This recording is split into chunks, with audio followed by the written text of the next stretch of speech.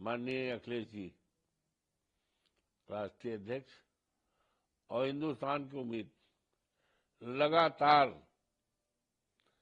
इस तरह की अवैध कार्रवाई के खिलाफ लगातार आवाज उठाते रहे और हम लोग विरोध करते रहे। कई बार मैंने स्वयं कहा कि बुलडोजर से घर गिराने का भारतीय दंड संहिता में, इंडियन पेनल कोड में या फौजदारी के कानून में कहीं पे कोई स्थान नहीं है।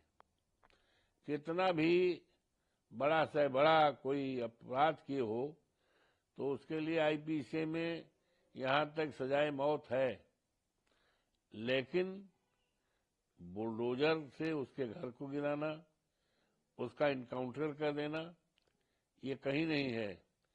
लेकिन भारतीय जनता पार्टी ने इस प्रदेश में न जाने कितने घरों को विध्वंस किया है। घर जब विध्वंस होता है तो उस परिवार में जो भी सदस्य होते हैं उनके सामने बड़ी समस्या पैदा हो जाती है।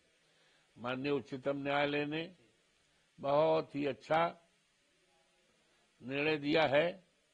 उनके निर्णय का मैं स्वागत करता हूं, अभिनंदन करता हूं। और दूसरी तरफ ये भी कहा कि जिम्मेदार अधिकारियों के खिलाफ भी कार्रवाई का जो निर्णय लिया है स्वागत योग्य है। और मैं उम्मीद करता हूं कि माननीय उच्चतम न्यायालय की फटकार से योगी सरकार को थोड़ा सबक भी लेना होगा और उनको दहशत भी होगी कि इस तरह से अब न जाने कितने लोगों को घर गिरने से बच जाएगा। कल महाराष्ट्र में रैली हुई है, उन्होंने फिर राम मंदिर का मुद्दा, फिर उसके बाद मथुरा काशी और इसके बारे में काफी देर तक की बात की है। और दूसरी बात उन्होंने ये भी कहा है कि महाराष्ट्र के विपक्षी गुट MVA को महानंदी करार दिया है। और उसके साथ में यहाँ तक उन्होंने कहा है अयोध्या ही नहीं, अब काशी और मथुरा की ओर भी आगे बढ़ेंगे। ऐसा है कि योगी आदित्यनाथ जी और भारतीय जनता पार्टी के पास जो देश की ज्वलंत समस्याएं हैं, राष्ट्र के सामने, देश के सामने सबसे बड़ी समस्या है महंगाई। सबसे बड़ी समस्या है हमारे देश की जो अमूल्य धरोहर है, धन है, दौलत है, वो हमारे देश के इंसान हैं, हमारे देश के युवा हैं। करोड़ों करोड़ों आज हैं जो पढ़े लिखे हैं, उच्च डिग्रियां लिए हैं, सरकारी नौकरी न पाने के कारण अपनी डिग्रियां जलाने पर और फाड़ने पर उतारू हो रहे हैं। यहां तक कि आत्महत्या करने पर भी विचार करते हैं। ये देश की सबसे बड़ी दौलत है, धन है। किसी देश की दौलत हीरा जवाहरात संपदा नहीं होती है। देश की दौलत वहां के इंसान, वहां के नौजवान होते हैं। और नौजवानों में ये इस तरह का उनका मन टूट रहा है, देश के लिए अच्छी बात नहीं है। इसकी तरफ भारतीय जनता पार्टी का मन होना चाहिए कि हम देश और प्रदेश के युवाओं को सरकारी नौकरी दे करके हम उनको कैसे एडजस्ट करेंगे। महंगाई पे ध्यान देना चाहिए और तमाम समस्याएं देश के सामने। चीन ने हमारे देश पे कब्जा कर लिया है, हमारे देश की जमीन पर, उस पर होना चाहिए। हमारे देश में सेना का एक गौरवशाली इतिहास रहा है, लेकिन भारतीय जनता पार्टी की डबल इंजन की सरकार रहते और चलते सेना के नौजवानों के मनोबल को गिराया है।